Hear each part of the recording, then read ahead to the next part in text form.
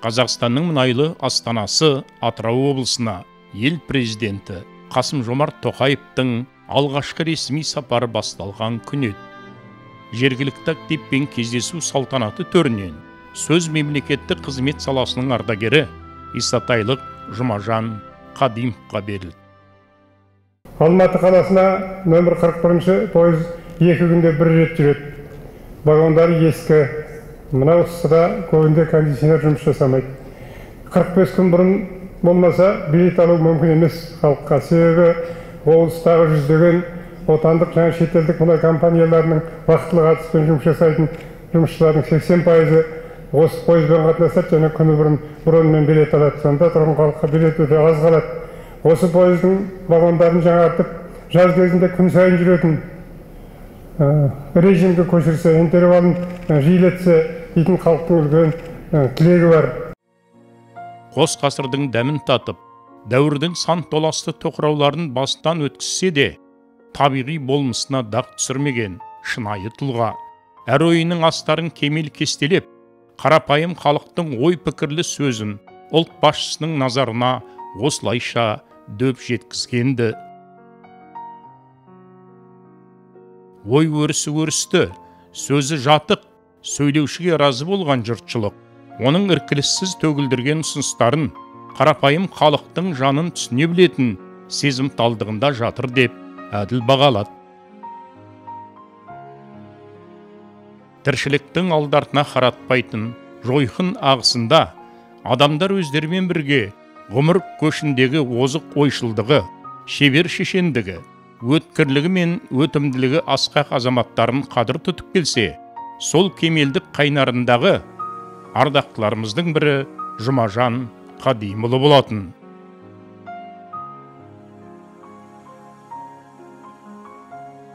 Естімесе көп қазақ есібімді, азыр хамбан бұйырған есібімді, басқа емес, разы болса болды, туған жерім, тербеткен бесігімді.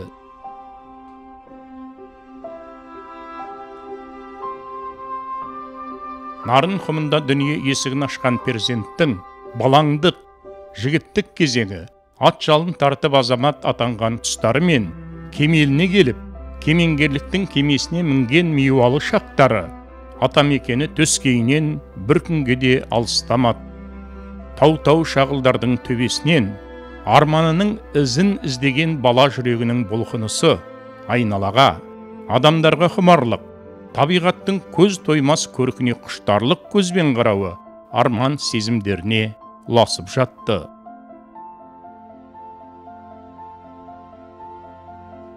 Гурьев ауыл шаруашылығы техникумын бітіріп, кеңес армиясы қатарында шыңдалған жас жігіттің еңбек жолы Махамбет аудандық комсомол комитетінің ұйымдастыру бөлімінің меңгерушілігі қызметінен басталды.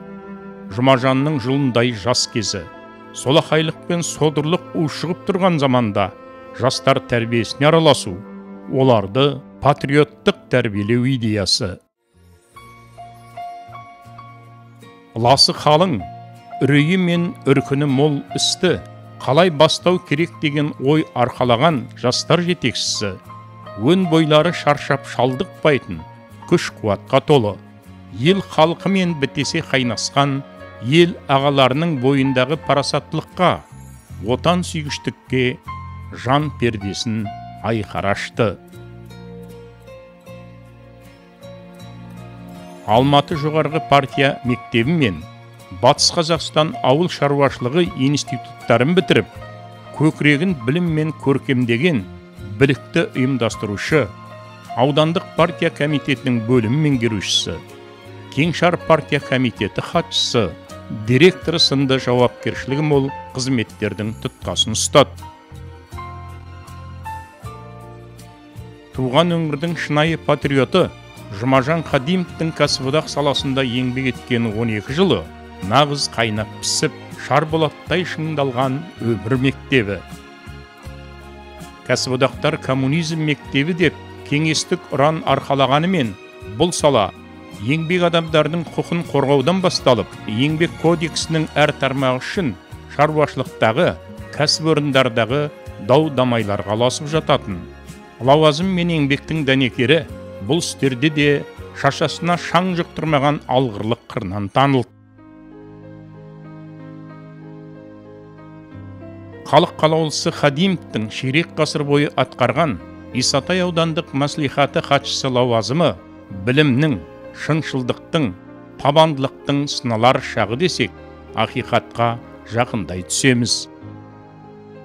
Нарық соқпағынан кейінгі ауданның экономикалық дамуы, ауыл селолардың сәулеттенуі сыртында ең басты фактор адамдардың әлеуметтік жағдайы тұрушы еді.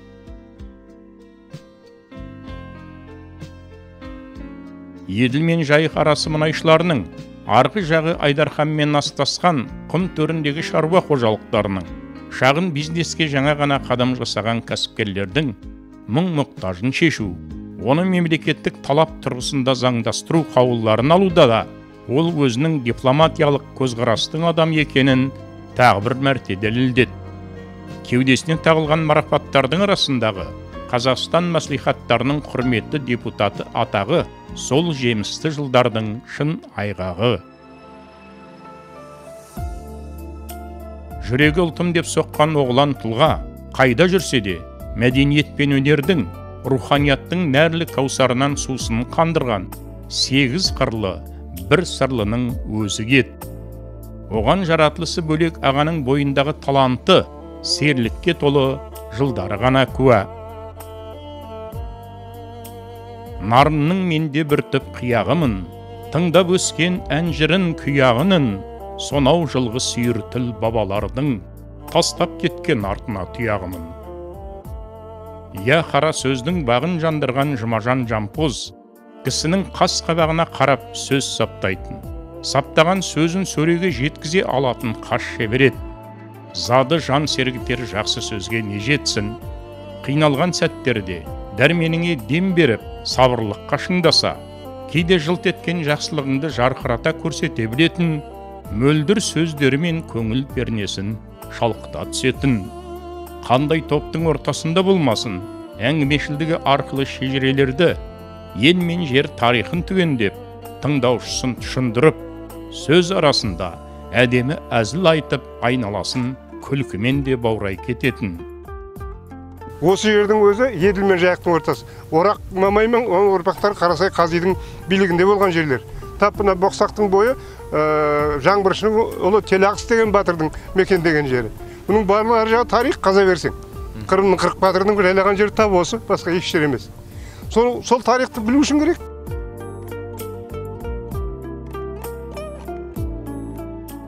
Жүрегі үнемі жырлап тұратын дүбірлі азамат, 70-ке жеттім деп жылы жерде отырып қалмады.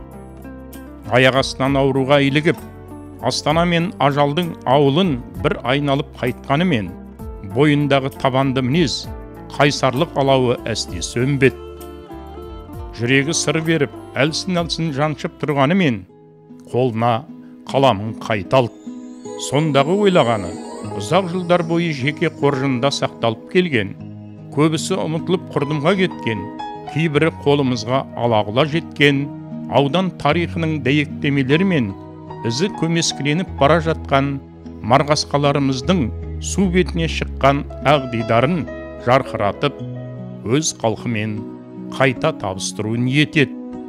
Сөйтті де бір-біріне тізбектеле шыққан тап-тұйнақтай қос кітабы жерлестерінің 4 кітапханасынан өз орнын еншіледі. Зерде танымы, талайлы тағдырлар. Әттең сыр сандығына жазылғандардың жартысын ғана ақтарып үлгерді. Кеудедегісін төгілтер тұста арамыздан асығыс аттана берді.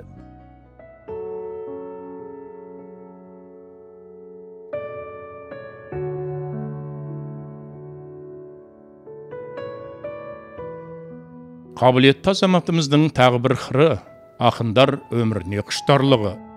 Көңілі шалқып, арман асқарына құлаш ұрған сәттерінде өзі де шумақтар дізіп, жыр жонатындығы айналасына ғана аян. Поэзияға деген ғашықтық сезімін төбедегі жаратушымыз анық сезгендей, оған нарынның нар кескені Нұралы Ажғали бақын мен бір шатырдың астында көрші болу бақытын жазды. Бізді қанша осы өмір еліктірді, қызық көрдік қиқуға еріп түрлі, көрші болдық Жұмажан 7 жылдай, бір қабырға ортаны бөліп тұрды.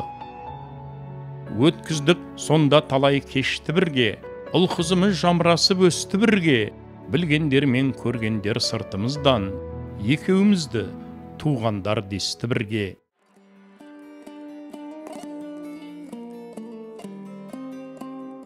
Алмас қылыштың қын түбінде жатпайтынындай, Жұмажан серінің дуылды орта әбден қызған тұста, қара домбыраны қолға алып, жайдарлата ән әуелете кететін өнерпаздығы және бар болатын.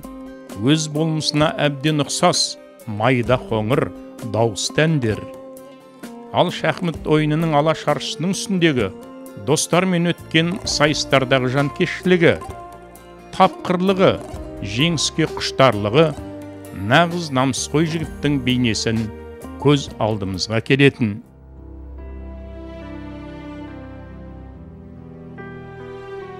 Елге қызмет ете жүріп, сері көңілінің жан құштары, тығырыққа тірелген сәті, ширек ғасырға жуық жараса ғұмыр кешіп, 2 ұлы мен 3 қызының ардақты анасы болған Айжан жұбайы мен ерте қоштасу еді.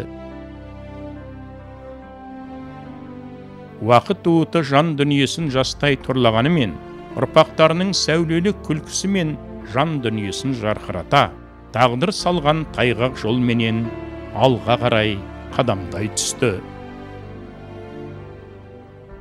Селдір бұлттардың арасынан жиі сығалап, күн көзін көрсетпей қойған сол бір еңсесі солғын мұңға шуағын түсіре енген, Бәтима жармен өткен жылдардегі берекелер мен мерекелерге, ұл қыздарды аяқтандырып, құда төрлетіп, немере жиендердің мейіріміне шомылған қызықтарға ұласты. Осылайша ой сергектеніп, көңіл шаттанып, ұрпақтар гүлдей қаулаған әулеттің көш басындағы Жұмекен аға, адымы алыстан көрінген 75-не қарай еркін екпіндеп келе жатырғанды. Әсте жақсылардың жанортақ деген қағидаға бас сүйгенімізден бе қайдам, әйтеуір Жұмекен аға алға шауырып азап шеккенінде, өкінбе, өкпелеме бүгініңе, өмір болмайды түңілуде, мәңгі сені жазбаған сүрінуге, қайта тұрып қақың бар жүгіруге деп, ел халықтың атынан дем салғандай болып едік-ау. Бірақ қайта оралған қара бұлттың дүлейі бұл жолы екпінді келді. Қаза үстіндегі мұңайған көңілімізге Жұмажан Қадимұлының жастай араласқан сыйлас құдасы, жыр әлемінің сәйгүлгі ақыны Жұмекен Нәжімеденовтің ұшамын деп талпынғанның бәріне тағдыр қанат берген емес әрине деген сөзі орала кетті.